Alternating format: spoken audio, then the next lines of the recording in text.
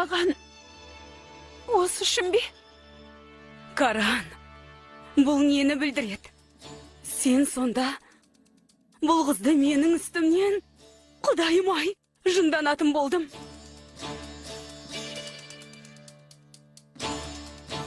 Сендер енді ерлі зайыптысыңдар, солай ма? Онда маған не үшін үйлендің? Үндеме, ятсыз. Алла жазаңды берсін. Бүкіл отбасыңды қарғыс атсын. Балам, сен не істемекші болып жүрсің? Есімізден адастырғың келе ме?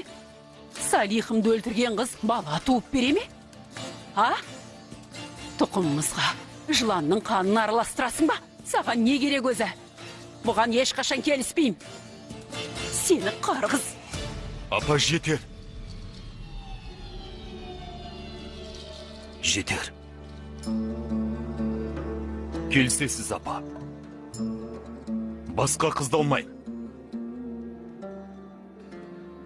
Мұнан алам.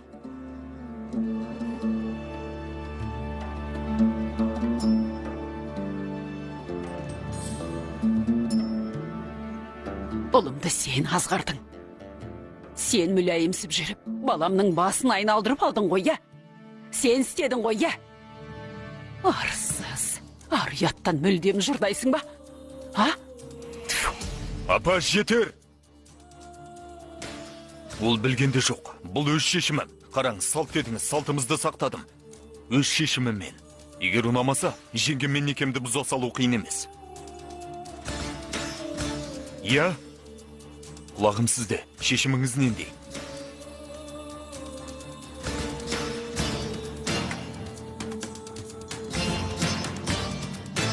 Келсем.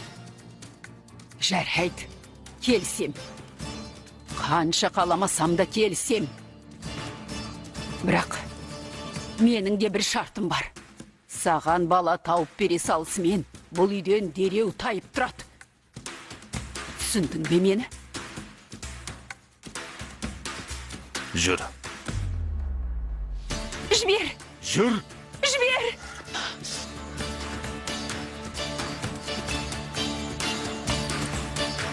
Мені құтқармай, сол жерде өлуім керек еді. Бұлай істегенше өлгенім артық. Мен үйге кеттім. Ешқайда да кетпейсің. Осында қаласың. Жүр. Жібер мені. Жүр ғане. Жібер. Жібер мені.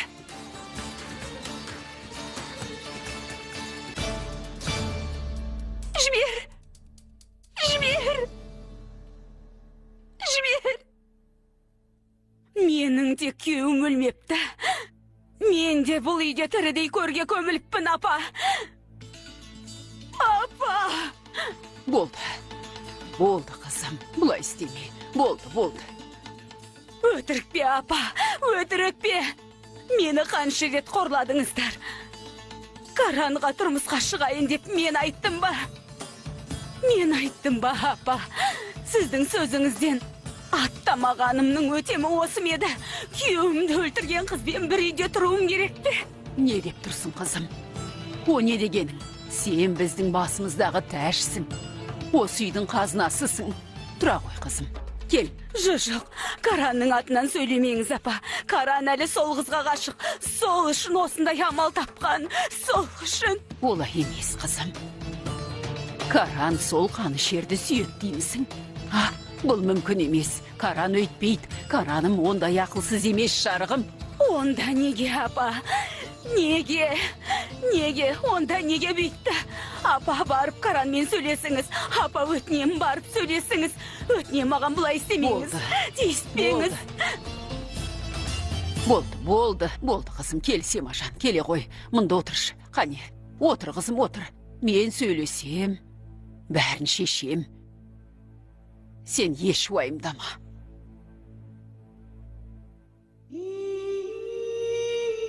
Жібер мені. Некелі жарың бар екен. Ештеңе айтпадың. Бәрібір маған үйлендің. Неге бұлай істедің? Мені мұнда күштеп ұстай алмайсың. Мен кетем. Кетем. Жібер. Жоқ. Жібер. Мен кетем. Жібер. Жібер. Тоқта, жібермеймін.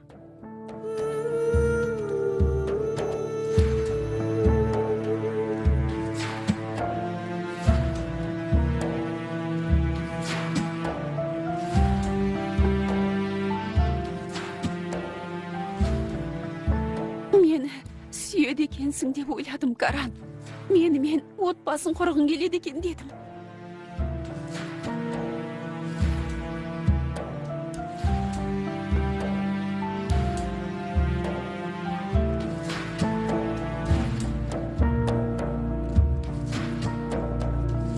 Сен ағамды өлтірмей тұрып солай болған. Сол күні мені де, саған деген сезімімді де өлтірдің. Қазір саған не сезінетінімді білесің бе? Жек көрем. Отбасын құрғың келіп еді? Мінекей. Міне, енді осы үйде тозақтағыдай өмір сүресің.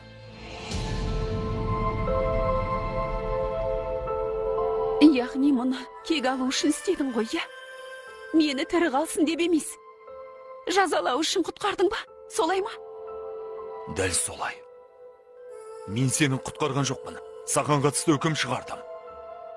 Істеген ісіңнің өтемін осында өтейсің. Бұл үй сен үшін түрме болады. Алған жаныңның орнына бізге бір жан бересің.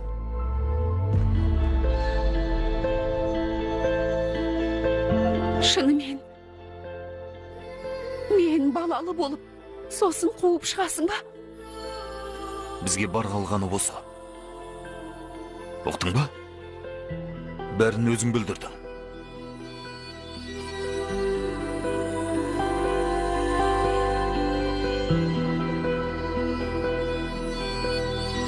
Мұна үстіңдегі кебін сияқты көйлекті шеш. Бұл үй әбден аза тұтып болды. Саған таза көйлек беріп жіберем. Сен де солар сияқтысың. Мұстафа ағам мен әкем сияқтысың. Неге құтқардың? Сонда өлуім керек еді.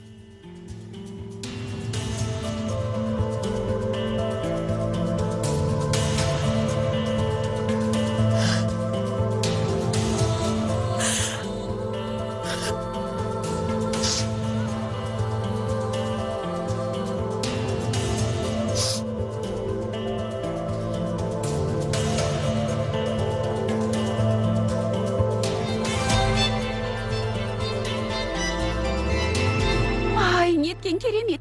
Демек сенің досың мен әкем бір түрмеде. Бұл керемет жаңалық. Әпке, мұның несі керемет? Сен сонда ортақ танысымыз бар деп қуанып отырсың ба? Әкем демалып жүрген жоқ. Әкем түрмеде. Осын түсінесің бе? Ай, несі бар, Ләйла? Бәрінің жағымсыз жақтарына мән береміз бе? Мен өмірде нендей жағдай болмасын, жағымды жақтарын іздеймін. Онда тұрған не бар? Ай, бұл немі осындай? Байғыз секілді, сұңқылдай береді. Әй, немі осындайсың, үстім болғанды ғой. Қап, құдай, ай, шынымен бе? Қара аспанды төндіргенің сонша, бұлай болғаны қалыпты жайт. Жарайды, мен тазалап келейін. Әбден болғанды ғой. Қап, құдай, ай. Қарай көр.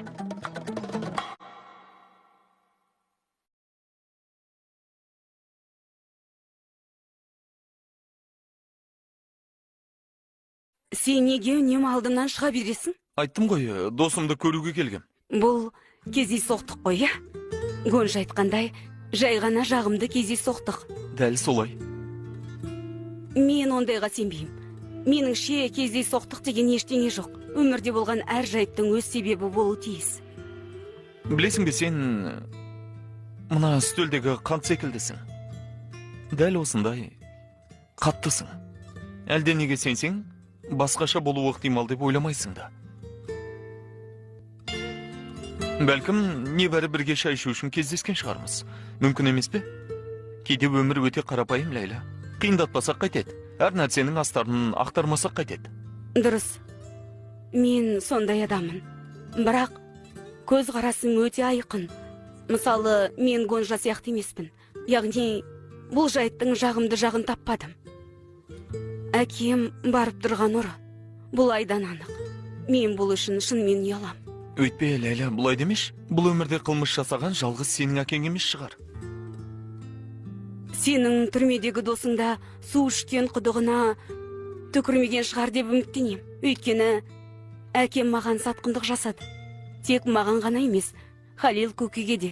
Өйткені мен 3 жылдан бері сол кісіге жұмыс істегем. Білесің бе? Сол дүкенде жұмыс істеп, отбасымды асырап жүргем. Сондықтан бекерге әуре болма.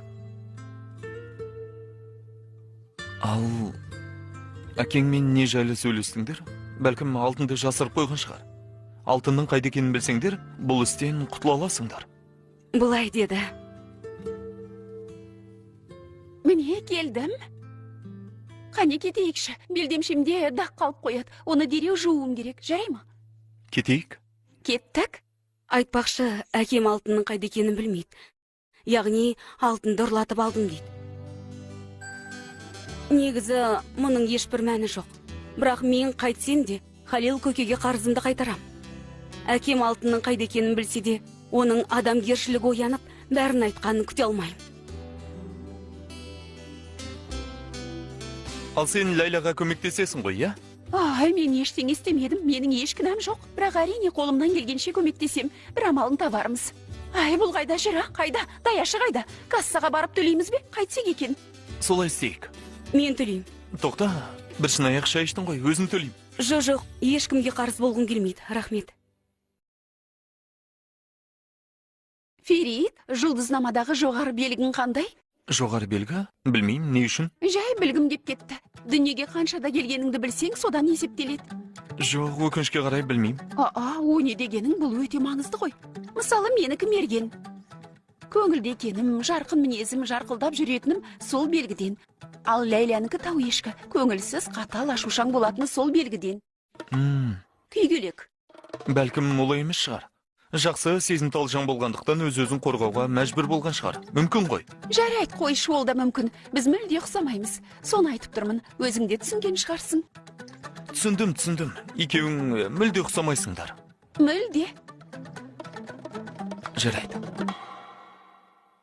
Алтынды Ләйлаға білдірместен, тездетіп сенімді жерге жасыруын керек. Әйтпесе байлығымызды Халилге ұстата салады. Ақмақ қой, осы қыздың адалдығы басымызға бәле болды.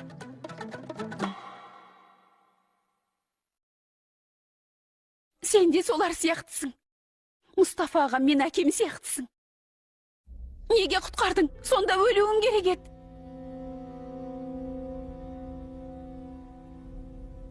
Семаның көзінше үндемедім. Келіскенде кейіп таныттым. Бірақ біліп қой, ана жыланды қабылдағалы тұрған жоқпын. Ал мен ағамның өлгеніне, әйелімен некелескеніме сен алмай жүрмін. Бірақ амал нешік? Тағдыр кейде басқа мал қалдырмайды. Ал қаны шер қыз дейімізге нендей мақсатпен әкелдің? Әлде оны әлі де сүйесің бе?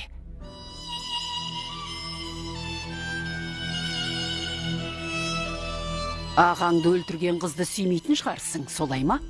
Керісінше, оны жек көрем. Абайла балам, махаббат пен жек көрініш егіз жаралған. Жек көрінішің махаббатқа ұласып кетпесін. Мен оны бұл үйдің ханымы болсын деп әкелмедім. Ағамның өмірінің өтемі ретінде әкелдім. Менің өзегім өртеніп жүр. Менің өзегім өртеніп жүр. Кек алғым келеді, апа. Не істеуім керек еді? Не сол қызды әкелер едім, немесе солардың бірінің жанын алар едім. Нені қалайсыз? Барып біреуін өлтіргенімді қалайсыз ба? Алла сақтасын балам. Мен мұны қалайды деймісің? Бір баламның жерленіп, екіншісінің түрмеге түскенін қалайды деймісің? Салихымның жанының құны ретінде ол жыланнан балалы болам дейсің ғой, я? Дәл солай. Әрі қан төкпестен. Жақсы, бірақ ол жылан көз алдымда көлбеңдемесін. Дастарханыма отырмасын. Сенің балаңды туа сала бұл үйден көзін жоғалтсын.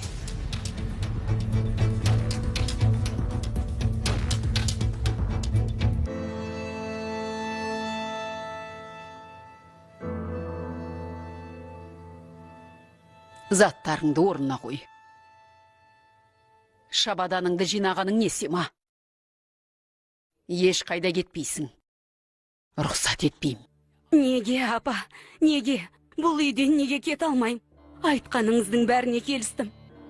Бала туа алмайды екем деп, бұл зұлымдыққа қашанғы төзем. Тағы қанша рет менің арымды, намысымды таптайсыздар. Апа! Апа! Жарайды. Басқа ел болсын келсем. Бірақ ана қыз болмасыншы. Барып Каранмен сөйлесіңізші, апа, өтінем. Оны көндіріңізші. Басқа ел тапсын, апа, өтінем. Кел, қызым. Кел, отыра ғой. Кел. Сема, тыңда қызым. Өмір кейде ұнамсыз шешімдер қабылдатады. Иә. Не сол қызды әкелер ем, не сол отбасынан бірін өлтірер едім дейді. Өзің айтшы.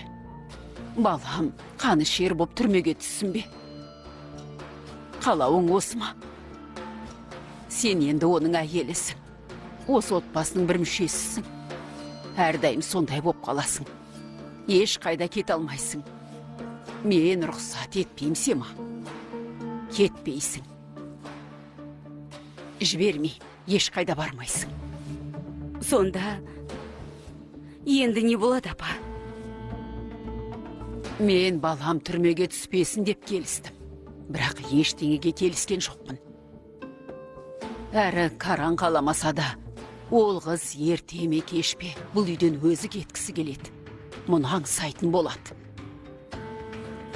Ол бұл үйде тозаққа түскендей күйге түседі. Балам, тездетіп кел дедің. Не болды? Әлде алтынның қайда екенін таптың ба? Жоқ, нағашы, әзірге таппадым. Бірақ бүгін Ләйла мен Гонжа әкелеріне барды. Ал мен бастыққа өтініш айтып бірге кірдім. Әрине ешкімнің көзіне түспей.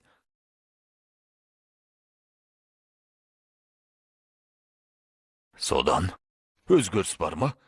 Екрем алтынның қайда екенін айтты ма? Өкінішке қарай, нағашы, әзірге жаңалық жоқ. Екрем алтынды ұрлатып алдым деп қояр емес. Сол үшін аңдуды жалғастырамыз, бірақ уайымдамаңыз. Мен әпкелі сіңілілермен жақындасып алдым, нағашы. Әпкесі мен сіңілісі бір-біріне ұқсамайды. Гонжа әкесінен алтынның қайда екенін білсем, ешкімге айтпаймын деді.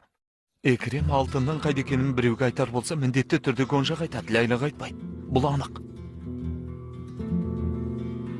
Байғұс Ләйла, әкесі істеген қылмысы үшін қатты арланып, қорланып жүр. Бар айтары, тынбай еңбек етіп сізге қарызымды қайтарам дейді. Тыңдаңыз, сенімдімін, алтынның қайда екенін білсе, сізге әкеліп табыстайды. Солай дейді әрине. Әкеме дүкеннің кілтін мен бердім демейтін шығар. Бер қара, бұл қызды ұнатық болған сияқтысың. Сенің басыңды қатырыпты. Нағашы, оның не қатысы бар? Не қатысы бар? Мен сізге қолымдағы мәліметті айтып отырмын. Нағашы, менің полицейлік көзқарасыма сенсеңізші, өтінем. Біреуге сеніп, сенім артатындай шамам қалмады. Ол қыз көзіме қарап жүріп, мені 3 жыл алдады. Он сонша уақыт өз қызымдай көрдім. Ләйла көмектеспесе, әкесі қалай ұрлар еді? Басым ай. Біреу пышақ сұғып алғандай болды. Қан қысымым көтеріліп кетті. Олар мені өлтіретін болды. Нағаш, Құдай сақтасын, не деп тұрсыз? Жарайды, қане тұрыңыз, дәрігерге барайық. Керегі жоқ, керегі жоқ. Қалыңыз жақсы ма? Дәріңізді ішіп жүрсіз бе? Жақсы, жақсы, дәрілерімді ішіп жүрмін. Жарайды, нағашы. Нағашы, тыңдаңыз, бұл сізге ұнай қоймас, бірақ меніңше енді Ләйланы жазықсыздар қатарына қосуымыз керек. Енді анау мынауға жазықсыз дегенге сенбеймін, Ферид. Бұл мәселенің тезірек шешілгенін қалаймын. Я, сіздікі жөн. Сізге уәде берем. Алтынның қайда екенін тауып, сізге табыстайым. Жарай ма? Бұйырса. Нағашы, мен енді кетейін, көзге түсіп қалмайық. Хабарласармыз. Хабарласамыз. Нағашы, менің қаншада туылғанымды білесіз бе? Оны қайдан шығардың? Жай әншейін білгім келген. Хабарласып тұрамыз.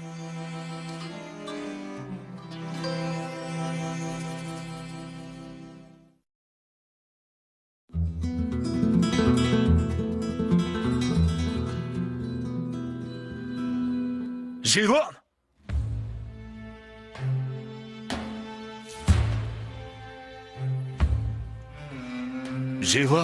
Жейлан, аш көзіңді.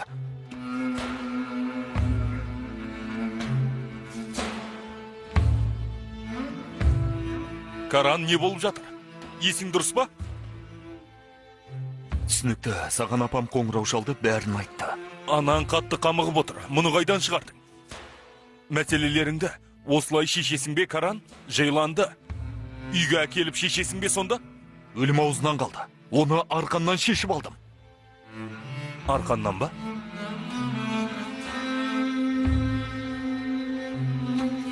Айыпқа берма, комиссар, бірақ сен Ләйләні шынымен ұнататын сияқтысың. Мен бе? Ләйләні ұнатам ба? Қойшы Гүлшен, ұнатқан нес? Ұнату тұрмақ, олармен бірге уақыт өткізгеннің өзі азаппен тең. Ләйләға келсек, адамға жылуы жоқ қыз. Ал әпкесіне келсек, ол да бір түрлі. Я. Бір түрлі ме? Енді, яғни қызық қыз.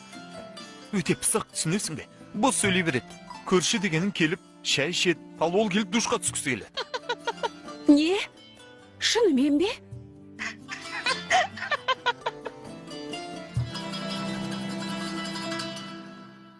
Бар осы ма? Тағы не естігін келеді, жан? Саған болған жайттың бәрін тәптіштеп айтып бердім ғой.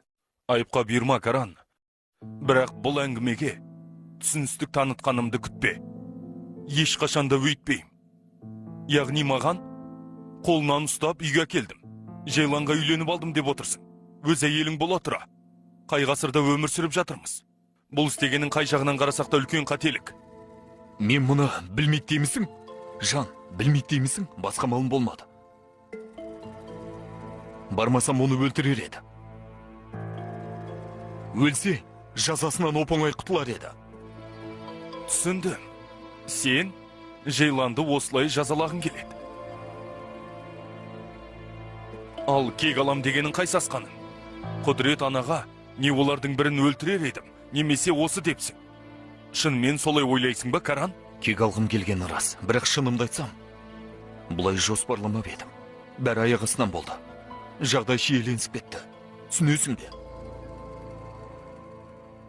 Каран, досым, бауырым, тыңда, осы естігенімнен жалғыз түйін шығардым. Меніңше, сен әлі өз сезіміңді түсінбейсің. Не дегің келіп тұр, ашып айт. Ашығын айт. Сен оны әлі де... Олай емес. Мүлде олай емес, жан. Ағамның жанын алған әйелді жек көрем. Ол тек менің дұшпаным болады. Бер қара. Ендігер менің ісіме араласпа. Шешімдерім үшін жазғырма. Әйтпесе жан досым екеніңе қарамай, жаныңды жаралай.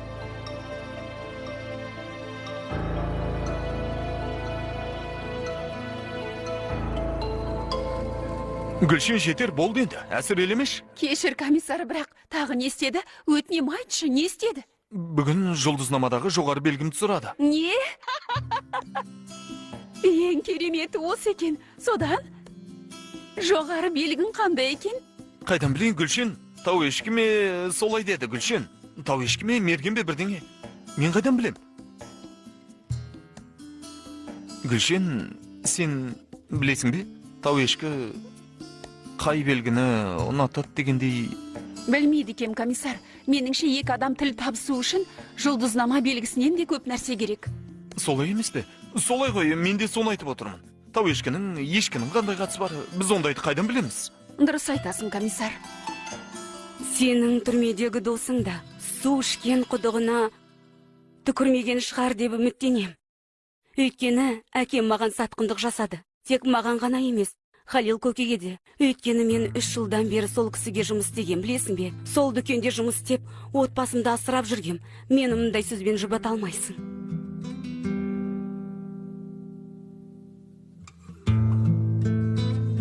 Не ғой, Ләйла өте аңғал, мейірімді қыз. Немесе мен оны жете бағаламай жүрмін. Бәлкім түрмеде әкесімен сөйлесіп отырып, менің аңдып отырғанды байқап қойды. Сол үшін періште құсап сөйлеген шығар. Ол да мүмкін ғой. Періште емес, айтам ба, қалай анықтайсың, комиссар? Жұлдызнама белгісіне қараймыз ба? Сынаймыз, Гүлшен. Яғни, шынымен өз айтып жүргенде аш көз емес пе? Көреміз. Қалай сынайсың? Ашығын айтсаңшы. Гүлшен.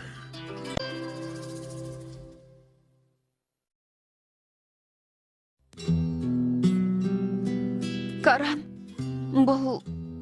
Бұл бір-бірімізге берген сөздің мөрі болсын.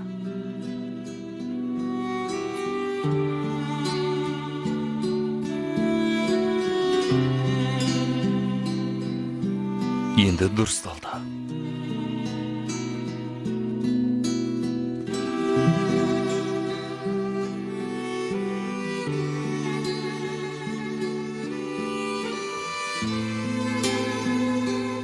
Құдайым, жәрдем ете көр.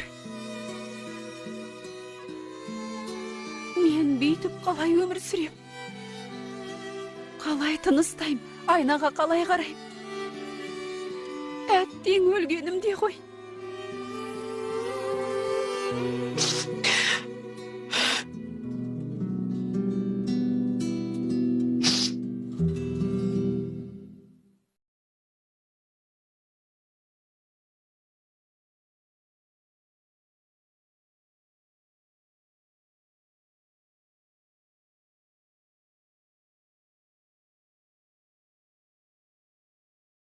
Каран тағы жауап бермеді. Кетерінде қоштасқанда жоқ апа. Жарайды. Білем, біздікі қалыпты неке емес. Мені әйеліндей көрсін демеймін. Әр әрекет үшін есеп беруге де міндетті емес. Бірақ көзіне ілмей жүрсе болмайды ғой. Бұған көне алмайым. Оны да түсін, қызым. Бәрі аяқ астынан болды ғой. Сабыр түбі сары алтын деген. Сабыр ет.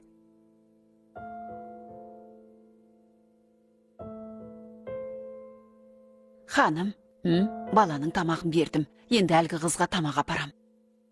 Ұлымызды өлтірген аз болғандай. Енді қаны шерді өз үйімізде асырап жүрміз. Тамағын бөлмесіне емес, қоймаға апар. Бірақ Каран мырза айтты ғой қонақ бөлмеге. Тәйт! Айтпаса қойсын. Мен бұл үйдің үлкенімін. Енді ол жылан тиісті жазасын алады.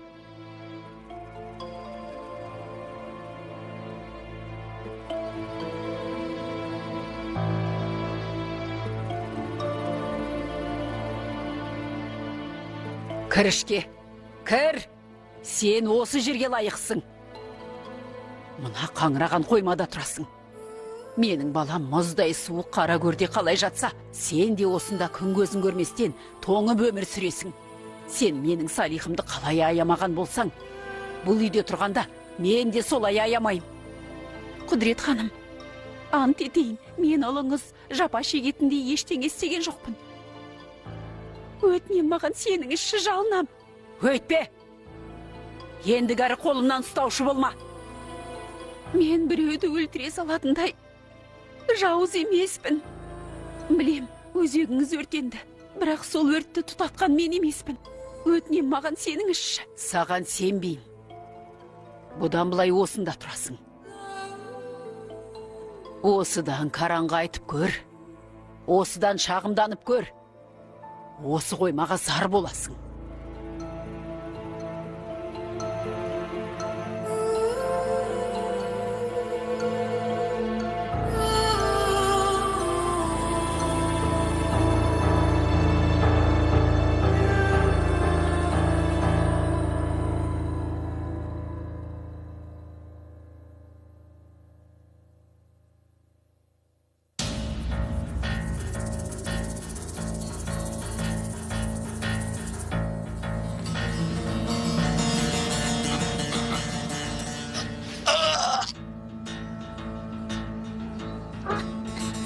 Бекерге үміттенбе.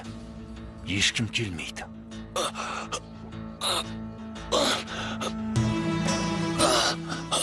Адамдарыңды бір жақты еттім.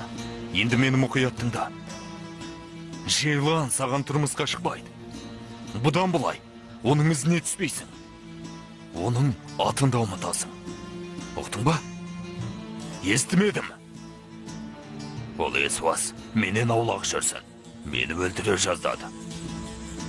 Сенімен қосылғанын айтқан кезде ашуға міндім. Оны мен некелесе жаздадым ғой.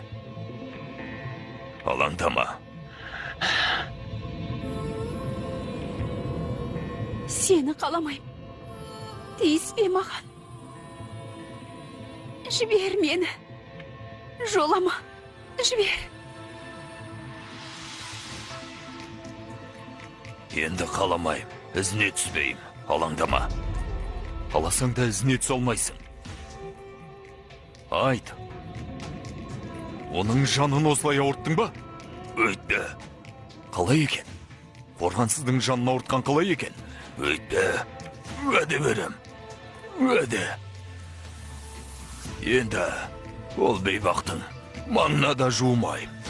Ол енді менің әйелім. Жейлан сенің қай жеріңнен ұрды?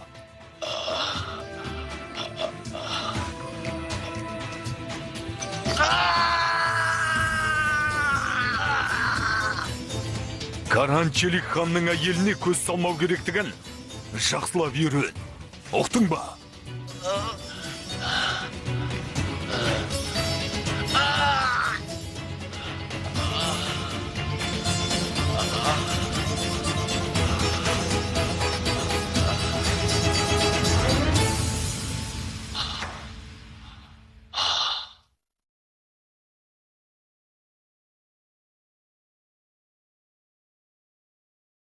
Не істедіңдер? Тәттілерді тараттыңдар ма, Надире? Иә, ханым. Айша әпке. Кел, Алияжан. Оппа. Маған бөлмеңнен шықпа дедің, бірақ зерігіп кеттім. Маған да пісірген тәттілеріңнен беріңдерші. Айша, балаға бір тәрелке салып бер. Келе ғой, сені мына жерге отырғызайын. Не істедіңіз, ханым? Тынықы нәтижесі шықты ма? Шыққан жоқ. Содан, енді не болады? Яғни, Салих мырзаның қызы болып шықпаса ше? Шешесі де тастап кетті.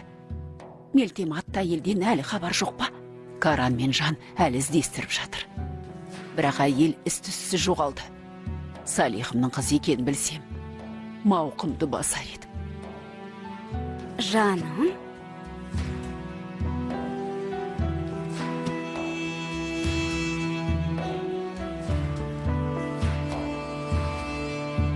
Асың дәмді болсын. Неге үнемі осы тәттіні жасайсыздар? Өйткені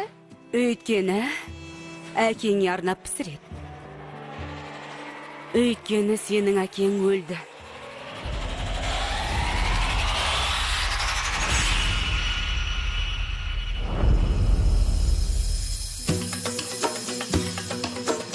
Айша, жүгір, артынан бар. Апа, байқамай айтып қойдым. Дұрыс істедің, қызым. Бәрін бүлдірдің.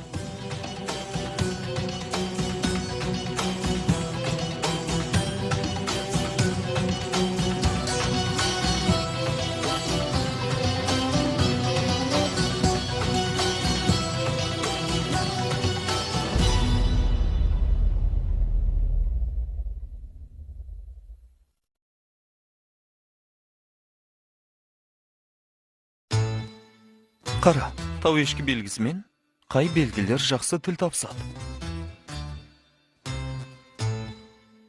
Бұл екі белгі махаббат пен достықтан көрі іскерлік қарым-қатынаста болғаны өте дұрыс. Іскерлік пе? Ұры мен полицейдікі іскерлік қарым-қатынас болып санала ма?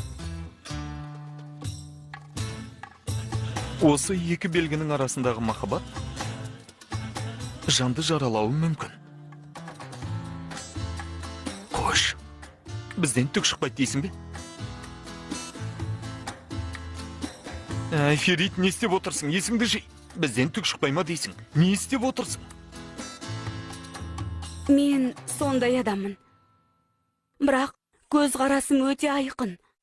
Мысалы, мен Гонжа сияқты емеспін. Әкем барып тұрған ұры. Бұл айдан анық. Мен бұл үшін шынымен ұялам. Жоқ, бұл істі тездетіп шешуім керек. Бұл қыздың іске қатысы бар ма, жоқ па, білуім керек. Әрі нағашым үшін, әрі өзім үшін. Көре жатармыз. Ләйла ханым қозы ма, ешкі ме, әлде қу түлкі ме, көреміз.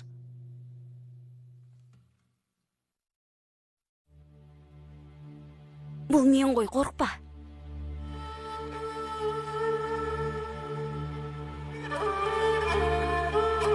Құдірет ханым сені осында қамапты. Тәтемнен естідім, сені уайымдадым. Мұнаны арқаңа жабайын. Алла сақтасын, мұнда суық тиіп қалар. Алла сақтасын. Сен жақсы адамсың. Бірақ мынаны ал, өтінем. Маған көмектескеніңді біліп қойса, басың бәлеге қалады. Қазір олар ештеңе де көрмейді. Алия қашып кетіпті. Байғұс қыз еш жерде жоқ. Не? Не үшін? Не үшін болушы еді? Семамыстан балаға әкесінің өлгенін айта салды. Енді кетуім керек. Алияны іздеуге көмектесем. Байғұс қызға бірдеңе болса, бұл үйде не боларын ойлағым да келмейді. Айша, құрбаның болайын, мені босатшы. Мен де іздейін. Анамнан дәл сондай кезімде айырылдым. Оның не ойлайтынын білем. Оны тек мен табалам, өтінем. Жоқ, болмайды. Саған уәде берем. Бұл жерге қайтып келем. Өтінем. Табам дейсің бе?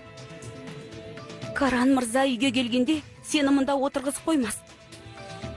Жарайды. Бірақ тыңда.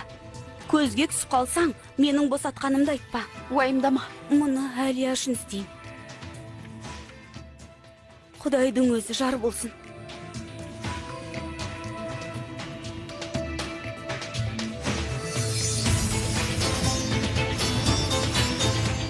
Бақта да жоқ.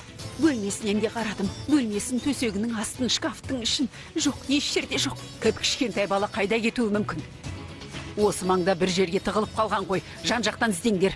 Орхан келді ме? Келсе оған да айтыңдар. Ол да сырттан жақсылап іздесін. Орхан әлі келмеді. Онда мен де іздейін, табайын. Ханым, бұлай істемеңіз. Қан қысымыңыз көтеріліп кетеді. Ауырып қаласыз ба деп қорқам. Сізге бір стақан су әкелейін. Ішпеймін. Ол бала табылмайынша нан да жемейміз, су да ішпейміз.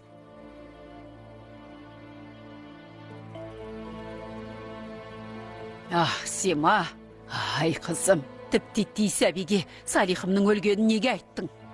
Қашанғы жасырар едік, апа. Әрі есім бітім деймісіз?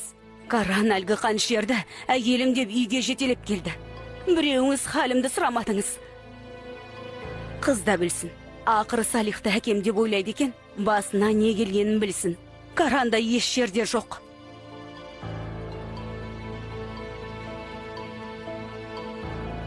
Жақсылап ізден, Адире, баланы табыңдар. Жарайды, ханым, жарайды. Сіз сабыр сақтаңыз.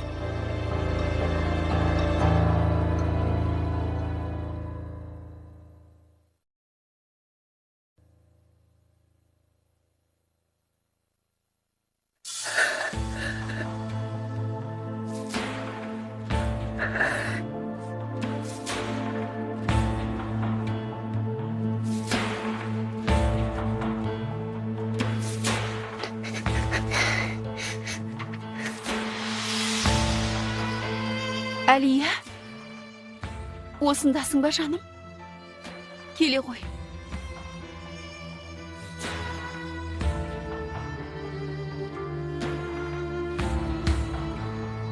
Әкем өліп қалыпты.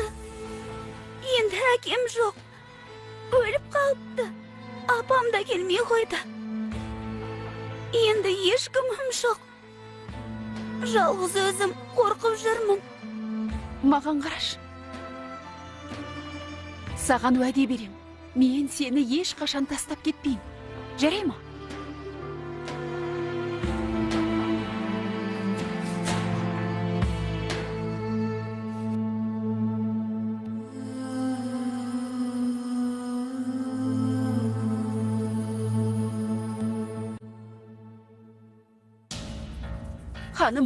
Ханым. Барлық жерден қарадым. Еш жерде жоқ. Не болып жатыр? Бұл не әбігер? Каран саған қоңырау шалдық, бірақ телефоның сөндірулі болды. Хабарласа алмадық. Түнде холдингте қондым. Не болды? Балам, Әлия үйден қашып кетіпті. Не? Бала үйден неге қашты? Бірдеңе дедіңдер ме? Әлияға бірдеңе істедіңдер ме? Каран, бәріне мен кінәлімін. Мен байқамай Салихтың өлгенін айтып қойдым. Байғұс қыз жылаған күйі жүгіріп кеткен. Түннен бері еш жерде жоқ. Мен қатты өкінем, шынымен. Бұлай істеуге қалай дәтің барды, Сема? Каран, мен... Болды, жаным, әдейі істеген жоқсың ғой. Сен де қамығып жүрсің. Әлі іздеп жатырмыз. Полицияға бара алмадық, баланы тартып алама деп.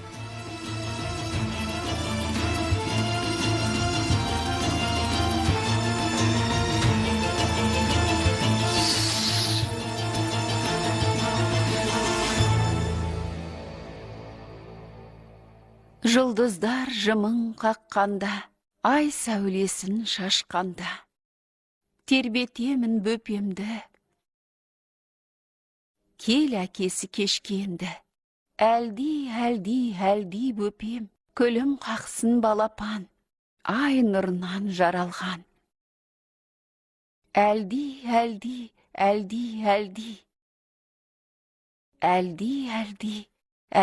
бөпем.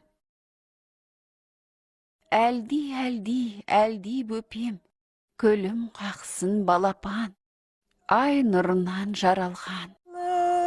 Bacı ya ya nenni nenni nenni nenni nenni nenni Ай нұрынан жаралған. Бала кезіңде апаң саған осы әнді айтушы ма еді? Иә, Лияжан. Ерте тұрып алсам, жаныма жатып, осы әнмен ұйықтататын. Қане сен де тағы кішкене ұйықта. Уәде берем, бәрі жақсы болады.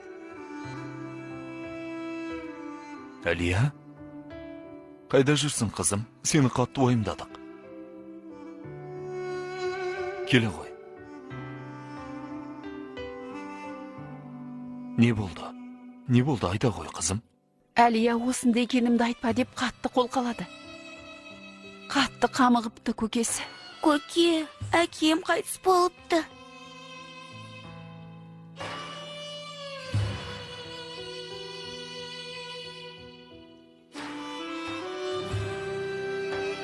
Келе ғой, қызым. Біз кетейік, екеуміз сөйлесейік. Келе ғой.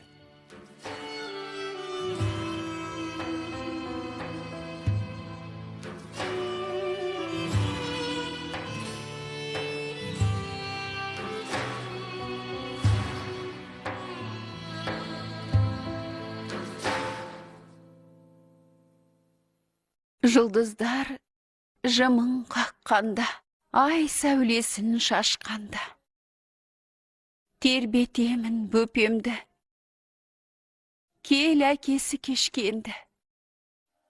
Bey babası gelir Şam'da nenni nenni nenni nenni nenni bebek o.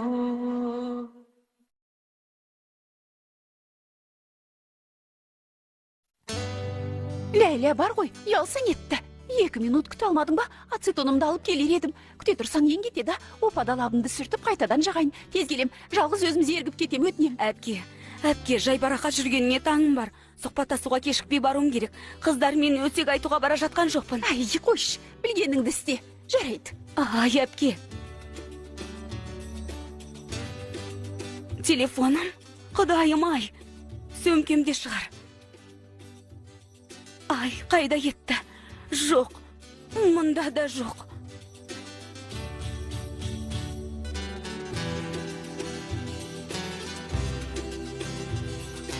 Жоқ қой. Үлгермейтін болдым, кешігетін болдым.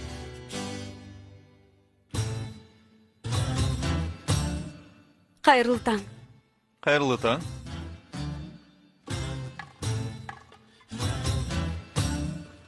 Тыныштық па, не іздеп жатырсың? Телефонымды таппай қойдым. Сұхбаттасуға кешігетін болдым. Үйде мекен кешігетін болдым. Сөмкеңде жоқ екеніне сенімдісің бе? Оған мен де сейіп бетер едім. Таппай қойдым ғой. Тоқта, жарайды, қоңырау шалайын. Нөміріңді жазшы.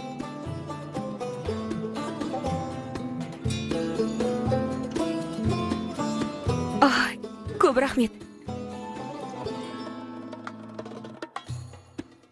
Ай, көп рахмет. Кітабымның арасына түсіп кетіпті. Көп рахмет. Сенің арқаңда сұхбаттасуға үлгеретін болдым. Оқасы жоқ. Сұхбаттасуың қала сыртында ма? Мынау не? Құдды жорыққа шыққандайсың. Жоқ, мен әдетте аздап сақтық танытам. Оны түсіндім. Мысалы, мынаны тоңсам киім, мынау жауын жауып қалса деп, ал мынау шөлдеп жатсам деп. яғни солай. Жарайды, бәрін түсінем. Бірақ мынау не? А? Мынау не? Шектен шыққан әлем үшін бе? Бұл не үшін ғой? Не үшін? Кеше электрші келген, сол қалдырып кетіпті. Жұмыс орнына соғып тастай кетейін деген. Солай. Мәссаған. Үлгермейтін сияқтымын. Кешігетін болдым. Автобусқа үлгермей қалам. Автобусқа? Иә. Жүр, қане жүгір. Жарайды. Қарай көресің. Феритпен сөйлескенде Ләйлә ханым мүлде асықпады. Гонжа екенім рас болса, Феритті саған бермеймін.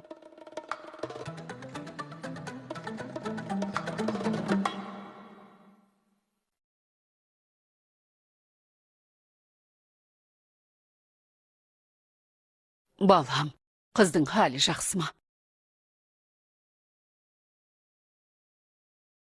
Жақсы, ұйықтап жатыр. Ой Алла, ол жерден неше рет қарадық, жоқ болған. Ол жылан қай уақытта жоғары шығып үлгеріп, Әлияны тапты. 1 минут. Мен бөлмесінен шықпасын деген. Ол қыз бөлмесінде болмаса, қайда болды? Біз қайдан білейік, Каран, айыпқа берма. Бірақ Жейланның күтушісі емеспіз. Ол қызды осы үйге келгенің қандай үлкен қателік болғанын өзің де түсінген шығарсың деп үміттенем. Ол қыз пәледен басқа ештеңе де келмейді. Түннен бері Әлия қайда кетті екен деп жүрегіміз аузымызға тығылды. Неге шығып жанды екенін айтпады. Жарайды, айтпағаны қателік болыпты. Бірақ сен де Әлияға әкесінің өлгенін айттың. Міндетті түрде айтуың керек пе еді? Егер ол болмаса ше? Ол болмаса, Әлия кетіп қалса ше? Ал біз таппай қалсақ ше? Ол болмаса деймісің? Дұрыс. Жейлан болмаса, біз Әлияны табалмас едік. Бәлкім, тіпті оның бар екенін де білмес едік, солай емес пе?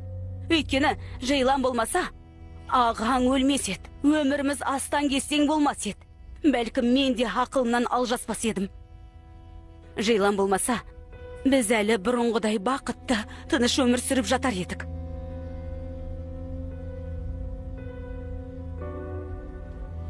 Жарайды. Бұл жағынан сенікі жөн. Бірақ Әлияның жағдайы басқа. Ол әлі бала. Оған аздап өзгеше мейіріммен қарауың керек, жеңге. Болар іс болды, балам. Ең бастысы бала аман сау. Солай емес пе?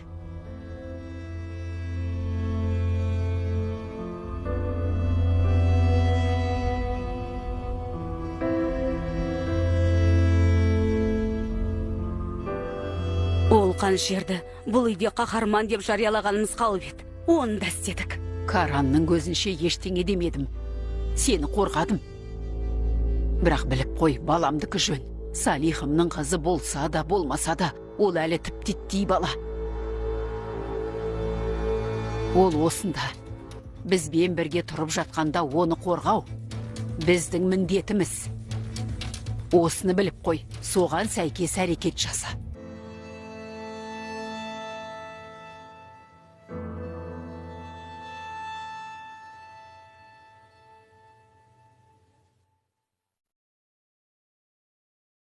Үлгердік. Шүкір. Жарайды, онда мен кетейін. Бүгінгі сынағыңда саған сәттілік тілеймін. Сынақ деп сұхбаттасуды айтып тұрсың ба? Иә, соны айттым. Сәттілік. Сәттілік тілеймін.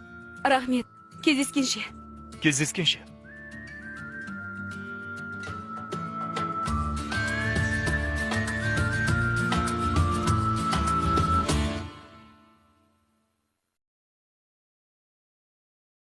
Иә, сөмкеменде, ішінде ақша бар. Бірақ сонша ақшаны арқалаудан шаршап кеттім. Тезірек беріп құтылғым келеді.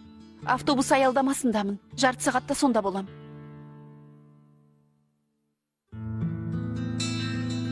Кешір.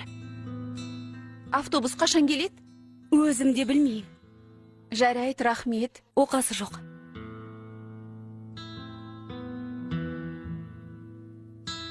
Ханым, әлгі сөмкеңіз. Ханым! Қап, құдай-ай. Ханым, сөмкеңіз. Бері қара, Ферит қайда? Қайдағы Ферит әпке? Өтірік айтпа, бірге кеткендеріңді көрдім. Кетіп бара жаттыңдар. Иә, біз Ферит екеуміз осында бірге келдік. Бірақ Ферит кетті. Өз шаруаларымен. Сен шынымен Ферит үшін жүгіріп келдің бе? Жоқ, оның не қатысы бар? Қыздармен кездесейін дегем. Тоқташ, мына қолыңдағы не? Бір әйел тастап кетті. Ұмытып кетіп қалды. Мен де соны қайтарайын дегем. Ашқалы жатыр. Ашып көрейінші. Несі бар, әншейін көрем. Әпке ақмақ болма. Әпке бос сөйлемеш. Біреудің сөмкесін ақтаруға бола ма? Білгім кеп тұр, Ләйлә. Ашпа деймін. Тоқташ, Ләйлә, сөмке онсыз да ашылмай жатыр. Сіңілім, мынау не? Ақша толып тұр ғой. Әпке сал деймін. Несі бар, Ләйлә? Ақша толып тұр. Таста деймін, әкел. Қайда? Әкел бері, жүр. Қайда, Ләйлә? Жүр, әпке, жүр деймін. Қайда барасың, Ләйлә? Тоқтай тұр. Ләйлә пысық екен, комиссар. Ақшаны ала сала тайып тұрды. Қара, қамығып тұрғандайсың. Жоқ, несіне қамығам? Әрі сынақ әлі біткен жоқ қой. Жемді жұтты, сөмкені алып кетіп қалды. Тағы нені күтеміз? Иә, бірақ қайда кетті? Түптеп келгенде білмейміз ғой. Бәлкім бөлімшеге апаратын шығар. Көре жатармыз. Түсіндім, комиссар.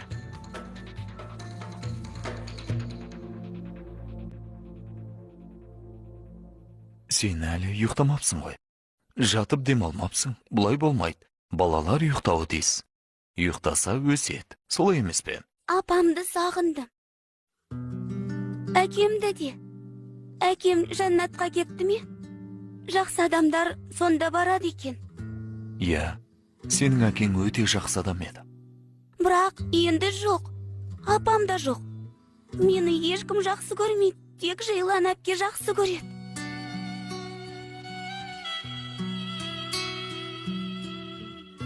О не дегенің? Тыңда, біз бәріміз сені қатты жақсы көреміз. Бұл енді сенің үйің. Біз үлкен отбасымыз. Әрі мен бармын. Жайлан әпке де бар. Бесік жырын жақсы айтады. Дәл апам сияқты. Сендер қашан үйленесіңдер? Үйленеміз дегендерің ғане? Қарқысатсын. Мұның да бір жолы бар әрине. Қане, сен енді демала ғой. Жарай ма? Қуыршағыңмен ойна. Не деп едім? Балалар демалмаса өспей қалады. Тыңда, бірдеңе жегің келсе, бірдеңе керек болса, маған кел. Мен әперем, жарай ма? Қалағаныңның бәр.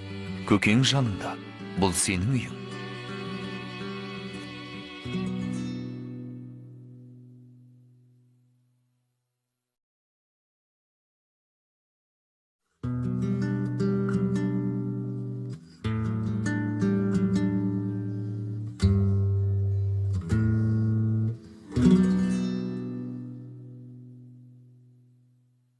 Бері қара, ендігәрі Алияға жақындаушы болма, ұқтың ба? Онымен мүлде сөйлеспе, одан аулақ жүр.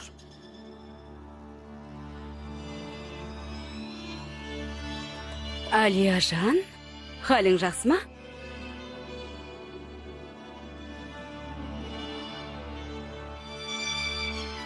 Әлде маған өкпелеп қалдың ба? Біраз сөйлесеміз бе? Ант етейін. Арам пиғылым болған жоқ. Мен небәрі оны тыныштандырғым келді. Ол қатты мұңайды. Мұңайды? Неге мұңайды? Әлия неге мұңайды? Сұрадың ба? Өйткені сен оның әкесін өлтірдің. Кеп кішкентай баланы әкесіз қалдырдың. Сен қандай адамсың өзі? Әкесін өлтіріп алып енді баласын жұбатып жүрсің бе? Сұмдық. Енді періште құсап жүр. Қалағаныңша мүләйімсі, менің көз қарасым өзгермейді. Сен менің ағамды өлтірген қаншерсің, әрі қанды қол қаншер. Сен мені тыңдамайтын шығарсың. Бірақ соңғы демін қалғанша айтып өтем. Мен Салих ағаны өлтірген жоқпын. Өтірікші! Сен істепсің. Әкемді сен өлтіріпсің. Қанышер!